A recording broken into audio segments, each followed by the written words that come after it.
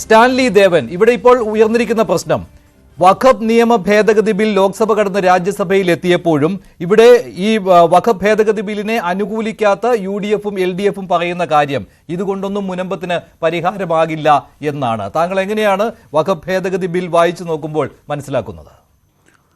ഈ ബില്ല് JPCയുടെ പരിഗണനയ്ക്ക് പോയപ്പോൾ ഇവിടെ പലരും പറഞ്ഞു ഇതിന് മുൻകാല പ്രാബല്യം ഉണ്ടാകും എന്ന്. എന്നാൽ ഇങ്ങനെയുള്ള നിയമങ്ങൾക്കൊന്നും ഒരിക്കലും മുൻകാല പ്രാബല്യം കൊടുക്കാൻ പറ്റത്തില്ല. അത് എനിക്കറിയാമായിരുന്നു. മോറോവർ ഈ പാർലമെൻറ്റിൽ അവതരിപ്പിച്ച ബില്ലിലെ സെക്ഷൻ 1 ഈ ഷോർട്ട് ടൈറ്റിൽ ആൻഡ് കമൻസ്മെൻറ്റ്. അതിൽ വ്യക്തമായി പറയുന്നു, അതിൽ ഇത് എന്ന് മുതലാണ് നിലവിൽ വരുന്നത് അന്ന് മുതലായിരിക്കും, നോട്ടിഫിക്കേഷൻ എന്നാണോ അന്ന് മുതലായിരിക്കും ഇത് പ്രാബല്യത്തിൽ വരിക എന്ന് വളരെ വ്യക്തമായി പറഞ്ഞിരുന്നു. അതുകൊണ്ട് ഞാനും ഒരിക്കലും ഒരു മുൻകാല പ്രാബല്യം ഈ വരാൻ പോകുന്ന ഭേദഗതിക്ക് കാണില്ല എന്നും അതിലൂടെ മുനമ്പം രക്ഷപ്പെടില്ല എന്നും വളരെ വ്യക്തമായിട്ട് എൻ്റെ ഒരു ചാനലിലുണ്ട്, അതിൽ ആ വീഡിയോയിലുമൊക്കെ ഞാൻ പറഞ്ഞിരുന്നു. എന്നാൽ ഫെബ്രുവരി മാസം 14-ാം തീയതി വൈകുന്നേരമാണ് ഈ കേന്ദ്ര ഗവൺമെൻറ് JPC അംഗീകരിച്ച റിപ്പോർട്ട് പുറത്തുവിട്ടത്. എനിക്ക് രാത്രി 12:30 മണിക്ക് കിട്ടി. ഞാൻ അതുമായിട്ട് ഇരുന്നു. എനിക്ക് വലിയ താല്പര്യമുള്ള ഒരു സബ്ജക്റ്റ് ആവുകൊണ്ട് അതുമായിട്ട് വായിക്കാനിരുന്നു.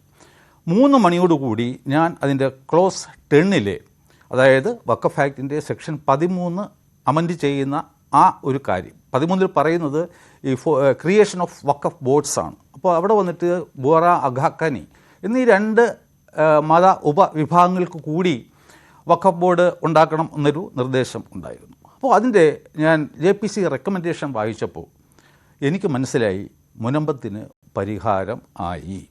ഇത് വെറുതെ നമുക്ക് ഒരിക്കലും പറയാൻ പറ്റത്തില്ല. കഴിഞ്ഞ 10 മാസമായിട്ട് മുനമ്പത്തിൻ്റെ ചരിത്രവും ഫറൂഖ് കോളേജിൻ്റെ ചരിത്രവും വഖഫ് ആക്റ്റും വഖഫ് ഭേദഗതി ബില്ലും ഒക്കെ വായിച്ച ഒരാൾക്ക് മാത്രമേ ഇതിലൊരു പരിഹാരം കാണാൻ സാധിക്കുമോ ഇല്ലയോ എന്ന് മനസ്സിലായുള്ളൂ. അത് താങ്കൾ സെക്ഷൻ 2 ആണല്ലോ പറയുന്നത് ഈ വഖഫ് ഭേദഗതി ബില്ലിലെ. സെക്ഷൻ 2-ലെ അതിലെ പ്രിൻസിപ്പൽ ആക്ടിന്റെ ഭേദഗതി അത് JPCക്ക് വിട്ട സമയത്ത് ആദ്യം കഴിഞ്ഞ ഓഗസ്റ്റിൽ പാർലമെന്റിൽ അവതരിപ്പിച്ച സമയത്ത് ഈ ഒരു അമെന്റ്മെന്റ് ഇല്ലായിരുന്നു. പക്ഷേ JPCയിലേക്ക് പോയതിനു ശേഷം ഇങ്ങനെ ഒരു അമെന്റ്മെന്റ് വന്നു. ഇന്നലെ ബില്ല് അവതരിപ്പിച്ചപ്പോൾ ഈ അമെന്റ്മെന്റ് കൂടി അതിൽ ഇടം പിടിച്ചു. അതുകൊണ്ടാണല്ലോ അത് അണ്ടർലൈൻ ചെയ്ത് തന്നെ ആ ബില്ലിൽ സൂചിപ്പിച്ചിരിക്കുന്നത്. അത് ബോൾഡ് ലെറ്ററിലും എഴുതിയിട്ടുണ്ട്. പക്ഷേ അവിടെ അത് വായിച്ചു നോക്കുമ്പോൾ അതിൽ 2 തരത്തിലുള്ള അഭിപ്രായം രൂപപ്പെട്ടു വരും. ഒന്ന്, ഇത് മുൻകാല പ്രാബല്യം നൽകുന്നില്ല, കാരണം ട്രസ്റ്റുകളെ ഒഴിവാക്കുകയാണല്ലോ. ട്രസ്റ്റുകൾ വഴി ഈ വഖഫ് സ്വത്തുക്കൾ കൈകാര്യം ചെയ്യുകയാണെങ്കിൽ അത് വഖഫ് നിയമത്തിന്റെ പരിധിയിൽ വരികയില്ല. അതുപോലെ തന്നെ ധർമ്മസ്ഥാപനങ്ങൾ, അതാണല്ലോ ചാരിറ്റീസ്, അതെ ആയിക്കോട്ടെ, അങ്ങനെ വരുമ്പോഴത്തേക്കും സൊസൈറ്റികളും ആ കൂട്ടത്തിൽ വരും. ഇവയ്ക്കൊന്നും വഖഫ് സ്വത്തുക്കൾ കൈകാര്യം ചെയ്യാൻ പറ്റില്ല. അത് വഖഫ് ബോർഡിന്റെ കീഴിൽ വരില്ല. സ്വാഭാവികമായിട്ടും വഖഫ് നിയമത്തിന്റെ വെളിയിലാകും ഇവ. അങ്ങനെ വരുമ്പോൾ ഫറൂഖ് കോളേജ് എന്ന് പറയുന്നത് ഒരു ട്രസ്റ്റ് ആയിരുന്നു, അതുകൊണ്ട് സൊസൈറ്റി ആയിരുന്നു. അതിന്റെ കീഴിൽ വരുന്നത് ആയതുകൊണ്ട് അത് വഖഫ് നിയമത്തിന്റെ പരിധിയിൽ വരില്ല എന്നാണ് താങ്കൾ ഉദ്ദേശിക്കുന്നത്. അപ്പോൾ ഈ വഖഫ് നിയമത്തിന്റെ യഥാർത്ഥത്തിൽ പറയുമ്പോൾ ഈ സെക്ഷൻ 2-വിൽ ഒഴിവാക്കിയിരുന്നത് ഇതുവരെ അജ്മീറിലെ ദർഗ മാത്രമായിരുന്നു. അതിന്റെ കൂടെ ഇപ്പോൾ ഇങ്ങനെ ഒരു പ്രൊവിഷൻ കൂടി വന്നു. ട്രസ്റ്റുകളെയും സൊസൈറ്റികളെയും ധർമ്മസ്ഥാപനങ്ങളെയും ഒഴിവാക്കിയിരിക്കുകയാണ് അല്ലെ? ഈ ഏതെങ്കിലും പ്രകാരം അതാണ് പബ്ലിക് ചാരിറ്റീസ് എന്നാണല്ലോ അതിന് പറയുന്നത്. ഇവയും ഒഴിവാക്കിയിരിക്കുകയാണ്. പക്ഷെ ഇവിടെ ഈ മുൻകാല പ്രാബല്യം ഇതിനുണ്ട് എന്ന് എങ്ങനെ സമർത്ഥിക്കുവാൻ പറ്റും? ഇനി വരുന്ന അത് നോക്കൂ, before or after the commencement of this act എന്ന് പറഞ്ഞാൽ അതിന്റെ അർത്ഥം എന്താണ്? സിമ്പിൾ ഇംഗ്ലീഷ് അല്ലേ?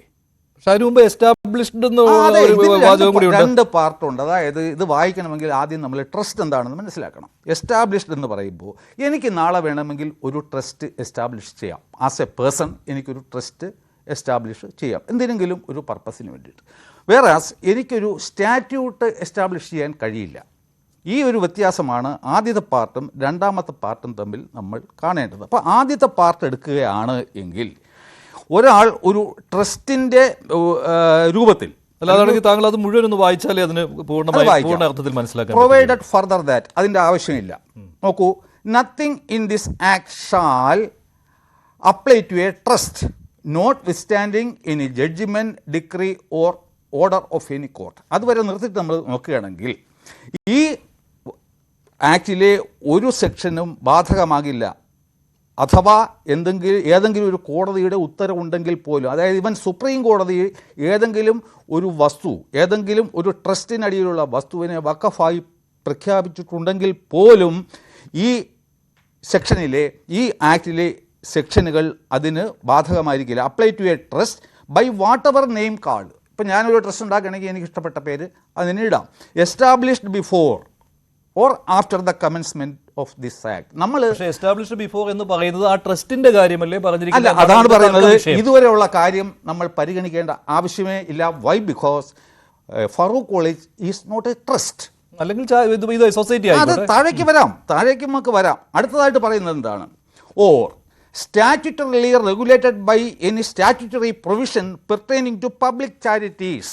അതായത് പൊതുധർമ്മ സ്ഥാപനങ്ങൾ ഏതെങ്കിലും സ്റ്റാറ്റ്യൂട്ടിനടിയിൽ പ്രവർത്തിക്കുകയാണ് എങ്കിൽ അത്തരത്തിലുള്ള ചാരിറ്റീസിന് വേണ്ടി ഒരു മുസ്ലിം വഖഫിന് സമാനമായ ലക്ഷ്യങ്ങൾ നേടിയെടുക്കുന്നതിന് വേണ്ടി വസ്തുക്കൾ ദാനം ചെയ്തിട്ടുണ്ട് എങ്കിൽ അതിനെയും ഇത് വിത്ത് റെട്രോസ്പെക്റ്റീവ് എഫക്റ്റ് ബാധകമല്ല എന്നാണ് വളരെ വ്യക്തമായിട്ട് പറയുന്നത്. ഞാനിവിടെ ഒരു രാഷ്ട്രീയ പാർട്ടിയുടെയും സ്റ്റാൻഡ് അംഗീകരിക്കപ്പെടാൻ വേണ്ടി ചർച്ച ചെയ്യുന്നില്ല. ഏതെങ്കിലും ഒരു മതവിഭാഗത്തിൻ്റെ താല്പര്യങ്ങൾ സംരക്ഷിക്കാൻ വേണ്ടിയിട്ടുമല്ല ഞാൻ സംസാരിക്കുന്നത്. അപ്പോൾ ഇത് മാത്രമേ മുനമ്പത്തിന്റെ പ്രശ്നം പരിഹരിക്കാൻ ഉതകുന്നതാണെങ്കിൽ ഉള്ളതായിട്ട് താങ്കൾ കാണുന്നു. Why? Because 1860 societies registration act, അതായത് act number 21 of 1860, it was amended in 1960 also. അതിനടിയിലാണ് 1948 12ാം നമ്പറായിട്ട് ഫറൂഖ് കോളേജ് രജിസ്റ്റർ ചെയ്യപ്പെട്ടത്. അതായത് അതൊരു സൊസൈറ്റിയാണ്, ഇതൊരു സ്റ്റാറ്റ്യൂട്ടറിലി റെഗുലേറ്റഡ് സ്ഥാപനം ആകുന്നു. അപ്പോൾ 1950 നവംബർ മാസം 1-ാം തീയതി സിദ്ദിഖ് സേട്ടു ഒരു വസ്തു എഴുതി കൊടുക്കുന്നു. അത് വഖഫായിക്കോട്ടെ, ഗിഫ്റ്റ് ഡീഡായിക്കോട്ടെ, എന്തായിക്കോട്ടെ, കൊടുത്തത് ഒരു സ്റ്റാറ്റ്യൂട്ടറിലി റെഗുലേറ്റഡ് ബോഡിയായ, സൊസൈറ്റിയായ ഈ ഫറൂഖ് കോളേജിന് ആയിരുന്നതിനാൽ ഈ ബാക്കി പറയുമ്പോൾ നേരത്തെയാണെങ്കിലും ശേഷമാണെങ്കിലും അഥവാ ഏതെങ്കിലും കോടതി ഉത്തരവ് ഉണ്ടെങ്കിൽ പോലും അത് വഖഫ് നിയമത്തിന്റെ പരിധിയുടെ വെളിയിലാണ്. ബോർഡിന് മുനമ്പമല്ല, വഖഫ് ബോർഡിന് ഫറൂഖ് കോളേജിനെ പിടിക്കാൻ പറ്റത്തില്ല. അപ്പോൾ എന്ത് പറ്റൂ? Farook college as a society, പക്ഷേ ഫറൂഖ് കോളേജിന് തന്നെ ആ ഭൂമി വിറ്റ് കഴിഞ്ഞു. അപ്പോൾ വീണ്ടും ഇപ്പൊ നിയമപ്രശ്നങ്ങളിലേക്കല്ലേ ഫറൂഖ് കോളേജ് എന്താണ് ട്രൈബ്യൂണലിന് മുന്നിൽ വാദിക്കുന്നത്? ഇതൊരു വഖഫ് അല്ല എന്ന് കൂടിയാണ് വാദിക്കുന്നത്. അപ്പോൾ ഇതെല്ലാം കൂടി ഒരുമിച്ച് വായിക്കുമ്പോൾ ഈ നിയമം, പുതിയ നിയമം നോട്ടിഫൈ ചെയ്യുന്ന നിമിഷം മുനമ്പത്തെ വസ്തു വഖഫിന്റെ കരാള ഹസ്തങ്ങളിൽ നിന്നും ഫ്രീ ആവുകയാണ്. അതിന്